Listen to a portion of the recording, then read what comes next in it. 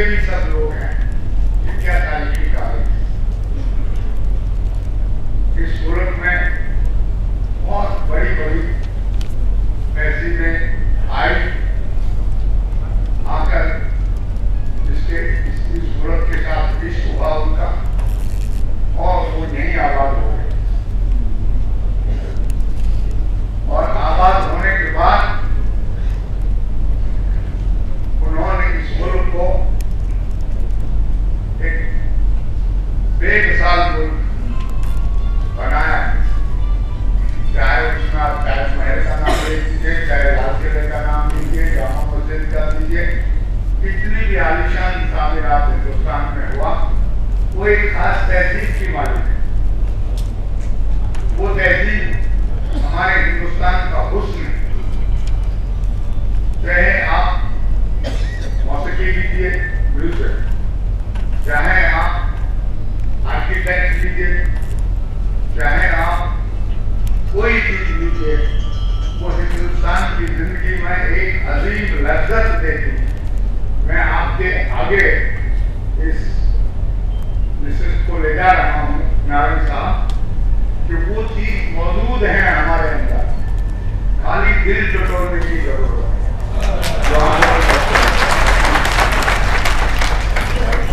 हिंदुस्तान में रहने वाला पाकिस्तान चला गया, मुल्क की लोगों की मजबूरी नहीं, कोई अपने आप पाकिस्तान नहीं जाता।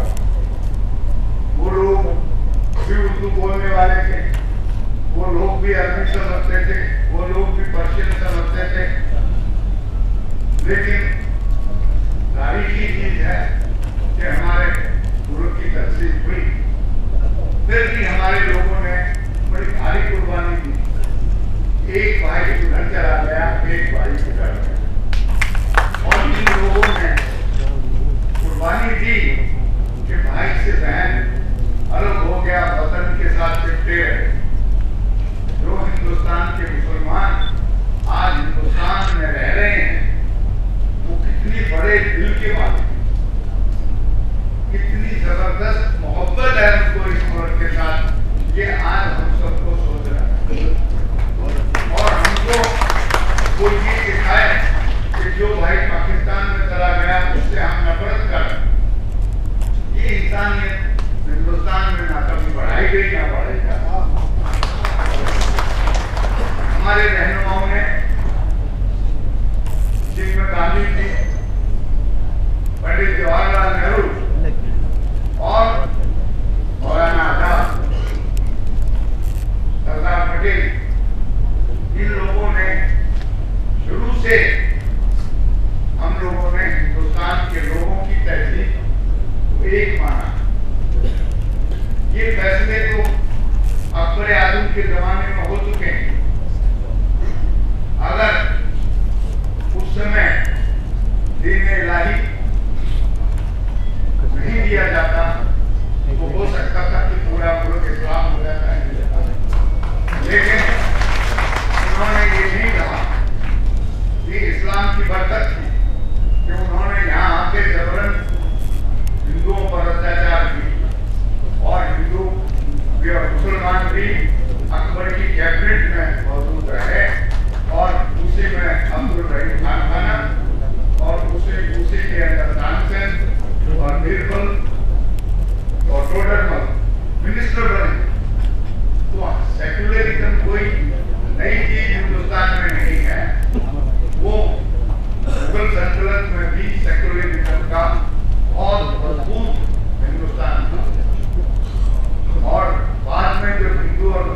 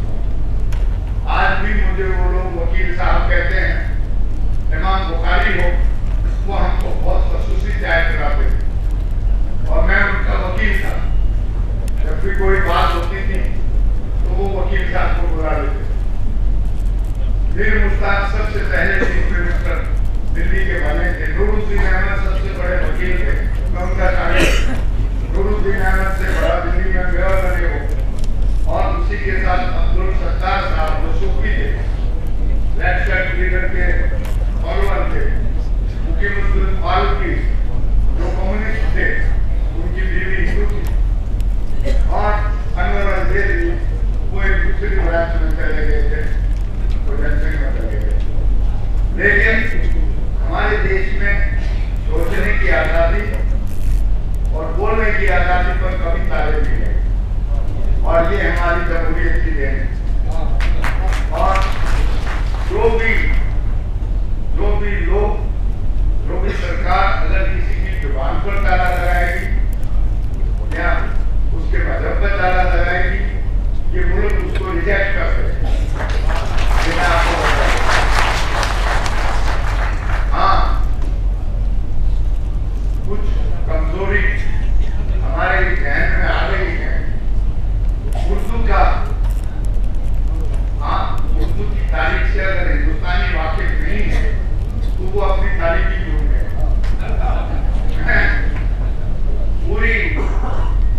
पूरे अदब के साथ कहता हूँ कि उर्दू तो पैदाइशी हिंदुस्तानी जबान। संस्कृत के बारे में तो आप कह सकते हैं कि एलियंस की जबान थी, और एलियंस कोई खाली हिंदुस्तान में नहीं थे।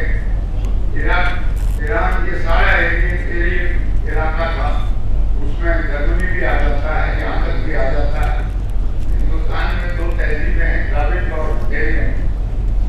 लेकिन उर्दू का जन्म तो हिंदुस्तान में दिल्ली के आसपास हुआ है, और हम दिल्ली हिंदुस्तान का हमेशा दिल रहे, तो दिल्ली जबान हमारी उर्दू है।